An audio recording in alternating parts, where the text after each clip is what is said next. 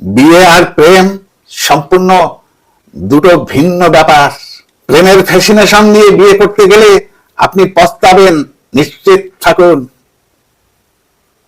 আপনারা একই প্যারেন্টিং এর আন্ডারে, একই রেস্ট্রিকশনে, একই পরিবেশে বড় হওয়া ভাই বোন নন। টোটালি ডিফারেন্ট জীবন দর্শনের দুজন মানুষ। আপনাদের পরিবেশ, মানসিকতা সব আলাদা। এটা মেনে নিয়েই বিয়ের পিঁড়িতে বসতে হবে। একসাথে বড় হওয়া ভাই বোন কি পরিমাণ ঝগড়া করে, সেখানে আপনারা কতটুকু ঝামেলা করবেন, কতটুকু আন্ডারস্ট্যান্ডিং মেনটেন করবেন, it's totally up to you.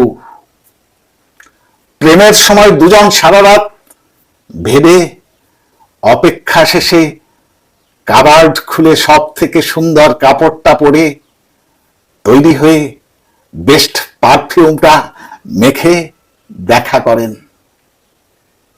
যাবতীয় সুন্দর কথা একজন আরেকজনকে বলেন। বিয়ে তা নয়, বিয়ে তা নয়। বিয়ে জগতের সুন্দরতম অসুন্দর জিনিস। বিয়েতে জড়িয়ে থাকে রান্নাবেলার ঘামের গন্ধ, সন্ধ্যায় সন্ধ্যায় অফিস ফেরত ক্লান্ত ঘর্মাক্ত শার্ট, একটা উল্টো করে রাখা শু, তার পাশেই পড়ে থাকে সারাদিনের ব্যবহৃত মোজা, বিছানায় বিছানায় ভেজা তোয়ালে, রাতের ভারী ভারী নিঃশ্বাসের শব্দ, কখনো কখনো নাক ডাকা, সকালের ঘুম ভাঙা ব্রাশ না করা বাসি মুখের বাসি চুমু, বাসায় বাসায় পড়ে থাকা পুরানো ফুটো হয়ে যাওয়া কিন্তু কমফোর্টেবল গেঞ্জি, হাফ প্যান্ট কিংবা মেক্সিটা। বিয়ে মানেই হাজার নোংরা জিনিস।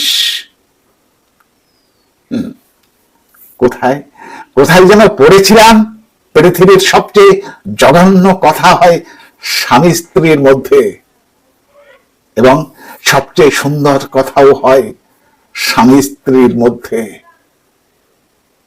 এরা এরা রেগে গেলে একে অপরকে এমন নোংরা কথা বলে যা অন্য কেউ বলতে হয়তো খুনোখুনিটা না হলেও আজীবনের জন্য মুখ দেখা দেখি বন্ধ থাকতো।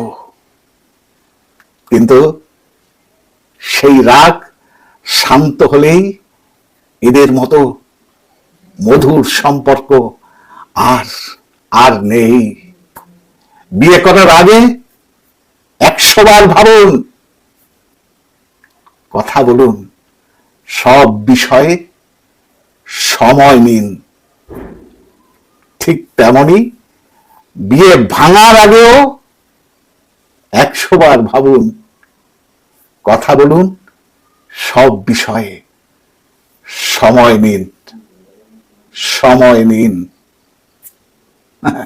নমস্কার, আজ এই পর্যন্ত। আবার দেখা হবে পরবর্তী কোনো এপিসোডে।